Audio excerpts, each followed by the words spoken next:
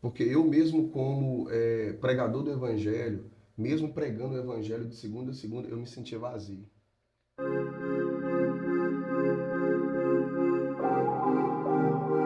Fala galera, aqui é o Arthur da Juve 3 para um dos nossos primeiros papos. Assim, é uma honra para mim. A gente vai entrevistar aqui hoje o pastor Bruno Lage, nosso pastor de jovens.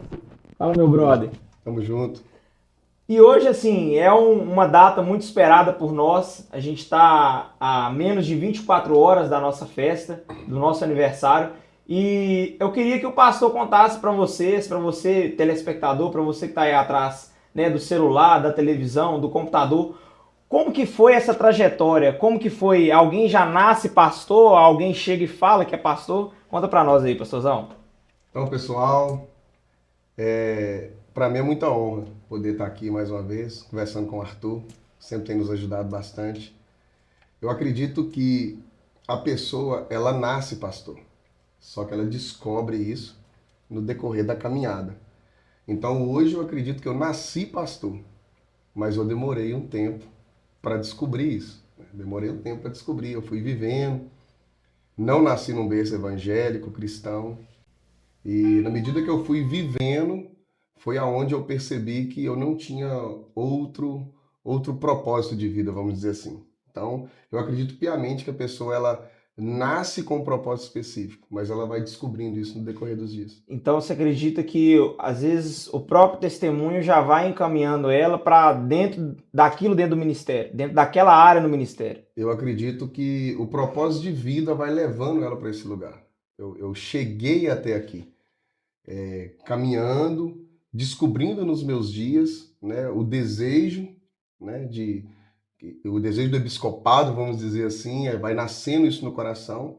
E quando o Senhor me alcançou, ele já me impulsionou para essa área da palavra, do discipulado, do relacionamento com pessoas e por E aí. assim, pastorzão, de uma forma mais íntima, como que foi assim, como que foi a sua história, a sua adolescência, a sua juventude? Você falou que não nasceu num berço evangélico, Não.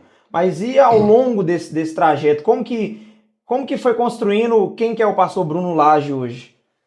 Rapaz, não foi fácil não. Chegar até aqui não foi fácil não. Foi Eu uma vida imagino. assim, foi uma vida de muito altos e baixos.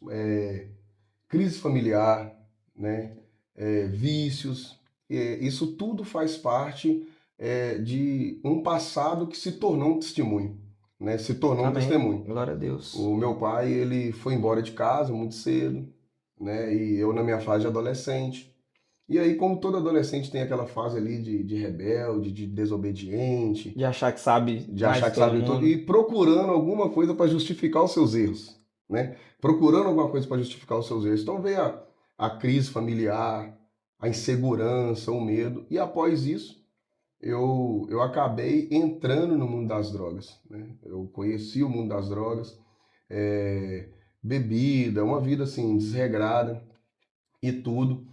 E até assim, um resumo, né? Até um belo dia eu falar assim, cara, essa vida não dá para mim.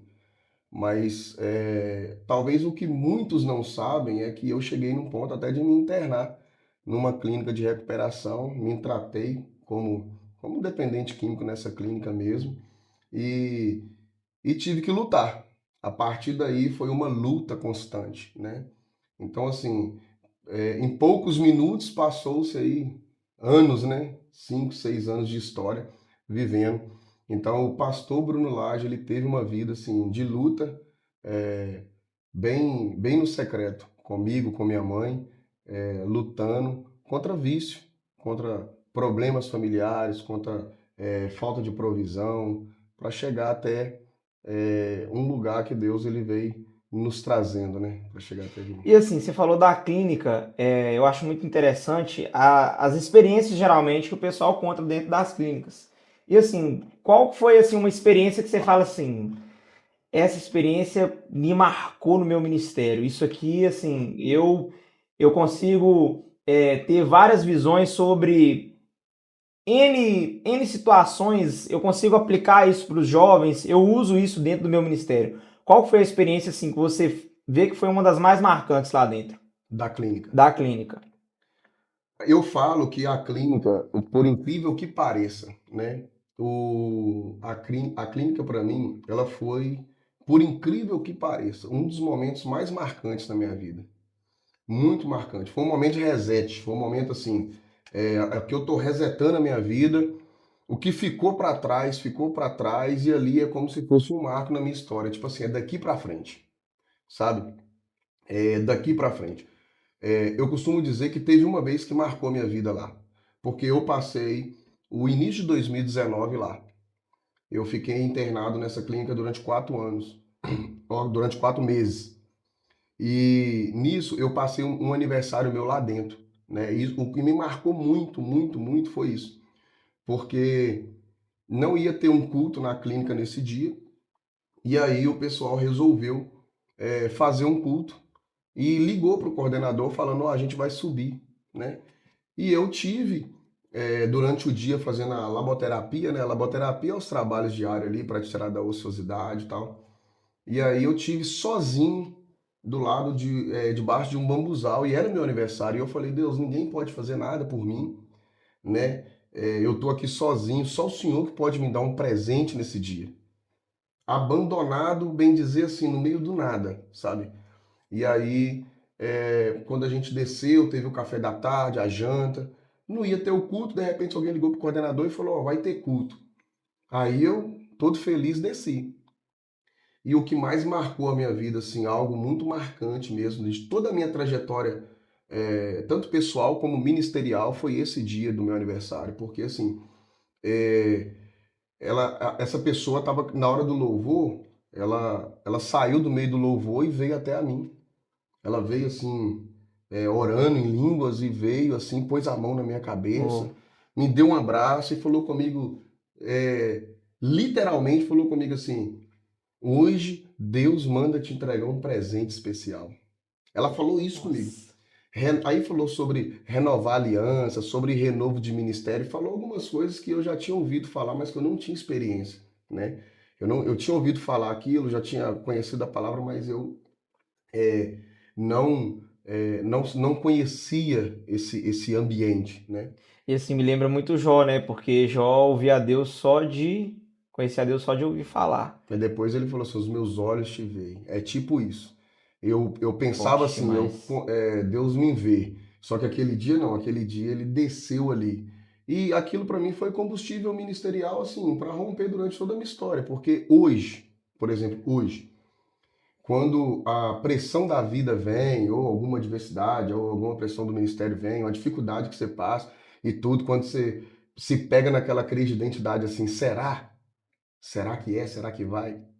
Será que vai dar? Será que Deus está me vendo? Será que. Aí eu lembro, pô, cara, aquele dia lá na clínica, que eu falei no bambuzal sobre aquele. Aí Deus falou comigo assim: ó, eu te dou um presente especial, te separei, te chamei. Então, assim, pra mim hoje, isso aí pra mim é bagagem pra eu caminhar, pra eu romper, sabe? Não, com certeza. Assim, eu acredito que Deus te colocou lá justamente para te dar esse reset mesmo que você falou, essa nova chance, né? Essa nova chance. Assim como Deus dá para todos nós. Então, eu acredito que Deus ele colocou você lá para te tratar de algum jeito, de alguma forma, para te usar para curar outras pessoas que às vezes sofriam com a mesma dor, né? Na verdade, Arthur, eu nunca depositei a minha fé no endereço geográfico, né? A nossa fé não é embasada sobre o endereço geográfico. Por exemplo, a gente vai à igreja, mas a gente não pode depositar a nossa fé em um endereço.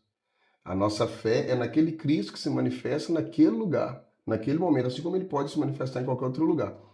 Então, o meu interesse de me internar naquela clínica não foi por causa da clínica em si. A clínica pode ser a melhor, mas se o seu motivo, o seu propósito não for o propósito de você tirar aquele tempo para você e para Deus, para se mudar, para se tratar, para Ele te moldar, você pode estar nos melhores lugares, né? Que não vai adiantar nada. Então, eu fui para aquela clínica e nunca depositei a fé naquela clínica em si. Foi sempre de quem estava por trás, que era Jesus, no Mas eu caso. fui para quê? Para eu tirar um tempo para mim, para eu ter um tempo com Deus, para Deus ter um tempo comigo, Justamente.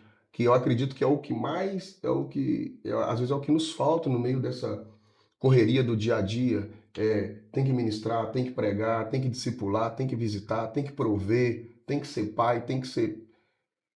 Nessa corrida, a gente sempre tem que entrar no estado off, desligar tudo e falar assim, agora é eu e Deus. Então, hoje, diariamente, a gente precisa desse momento, mas naquele tempo da minha vida, eu precisava de tirar um tempo de vida para isso.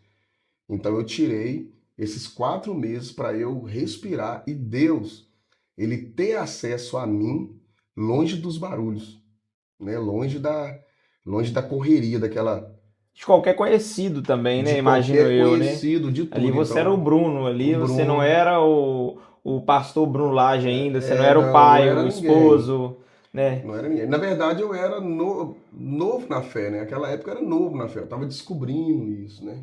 E assim, é lindo a gente ouvir isso, mas e quando veio a juventude em si?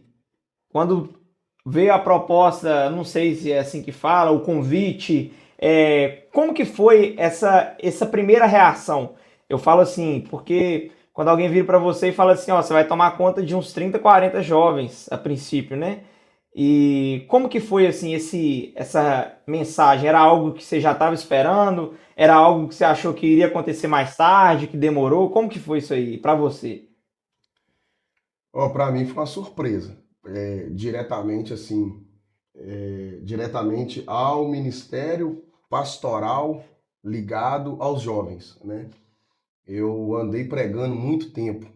Depois que Jesus fez a obra e que eu saí, que eu casei e tudo, que Jesus fez uma obra na minha vida e eu acabei me tornando um pregador do evangelho, né? Eu pregava de segunda a segunda, estava sempre pregando. E nisso, parece que já por Deus, nem por mim, de vontade própria, assim, eu já tinha freado um pouco meus compromissos mais externos, né? Eu já tinha freado um pouco os compromissos e eu estava na dispensação de Deus. Hoje eu sinto que era algo que Deus ele estava tipo preparando, Uhum. porque eu me desliguei de todos os meus deveres mais externos e fiquei mais interno, né? Querendo ou não, você diminuiu o ritmo como evangelista e Dimi- virou Isso. ovelha, vamos dizer assim, voltou para o rebanho. Diminuir o ritmo. Eu tinha igual, você me conhece, você sabe bastante da minha história, a juventude. Eu tinha um sonho de ser diácono, eu queria ser diácono, né? Todo mundo sabe disso, que eu queria ser diácono. Para mim, o uniforme do diaconato, para mim, era maravilhoso. Eu queria ser diácono. Eu, para mim, que vim de uma vida tão errada lá fora, para mim, vim com a Bruna e o Caleb, que era mais novo, para a igreja com uniforme de diácono, para mim aquilo era tudo, irmão, tudo, né? E eu tinha esse sonho. Então, assim, e eu me tornei diácono. Eu falo com todo mundo, com os diáconos da nossa igreja, falo com o pastor. Diácono é igual polícia. Diácono uma vez, diácono para Para sempre, sempre. né? E aí eu me ingressei no corpo diaconal e para mim aquilo ali era maravilhoso e fiquei mais dentro da igreja, mais servindo a igreja, fiquei mais, o evangelismo assim externo ficou mais parado e eu fiquei mais local. Foi aonde nosso pastor Isaac, numa certa feita veio conversar comigo numa reunião administrativa e o meu nome ele foi citado para não, eu não cogitava, não planejei, não cogitava, mas naquele momento o meu nome foi eu gosto de um desafio, né? Eu gosto de um negócio que esfria a barriga, eu gosto de um negócio que esfria a barriga, né? Aí não foi cogitado, eu falei, pastor, meu tempo é corrido, trabalho e tudo, vou conversar com minha esposa, né? Vou conversar com minha esposa, vamos ver o que ela fala. Ela já não queria, tipo assim, ela não tinha isso, não pensava nisso. E aí, Mas aceitou o desafio na também. hora que eu fui falar com ela, ela só riu e falou, então vamos embora. Eu falei, ué. Aí ela aceitou na hora. Aí na hora ela aceitou e no outro dia nós já tivemos uma reunião. Glória E a Deus aí por eu isso. comecei a falar com Deus assim, o que fazer? Porque eu sou é, aquele ditado bem básico que diz assim, né? A fé é justamente assim: você coloca o pé, Deus Deus coloca o colocou o chão. chão. Parece, mas nitidamente eu entrei de cabeça. Eu falei, eu entrei de cabeça e descobri um propósito. Né? Um propósito que eu acredito que seja um propósito de vida. Acabou que eu descobri isso. foi como um encaixe que você às vezes nunca imaginou, né, de certa forma.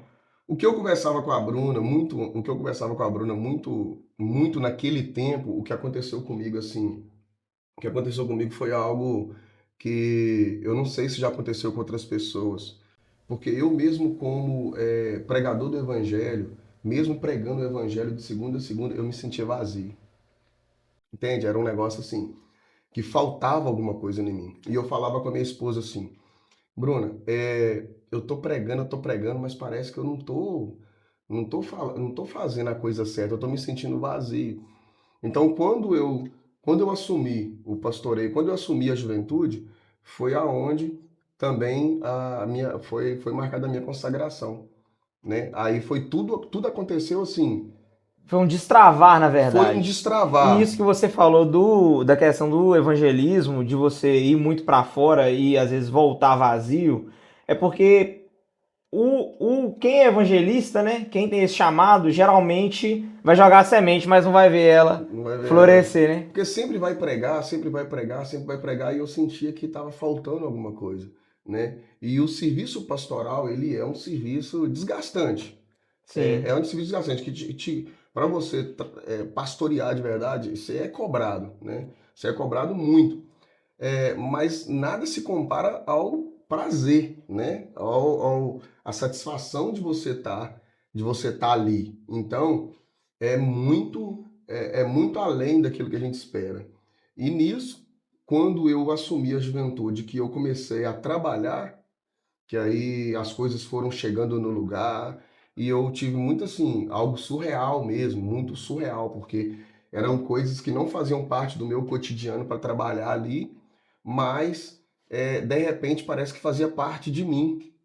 Parece que eu sabia daquilo, eu não sei se o ministério acabou me preparando para aquele momento. Parece que você sempre foi preparado, sempre. Parece que aquilo ali era para você. E aí eu comecei a fazer e a minha esposa foi junto, a Bruna foi junto, e a gente foi aprendendo junto, e é onde a gente foi trabalhando, montando uma equipe, aprendendo a pastorear, buscando muito de Deus, dependendo muito de Deus, dependendo muito de Deus. E a gente vem caminhando, vem caminhando. É, assim, a gente percebe que a juventude ela cresceu não só em números, né? Mas em qualidade também. Então, a gente tem jovens, por exemplo, que às vezes não falavam tanto quando você chegou, não tinham aquela sede pelo evangelho e hoje, assim, tem a sede, tem uma busca que gera esse sentimento em outras pessoas, né? E assim, para o nosso papo ser um pouco mais curto, né? Para não prolongar muito, como que veio esse tema de eles podem, você não, e quais que são as suas expectativas para a ministração de manhã, para a pregação de manhã? Só lembrando que a nossa conferência chegou, né? Mais um ano de Chegou. conferência, mais um ano da juventude.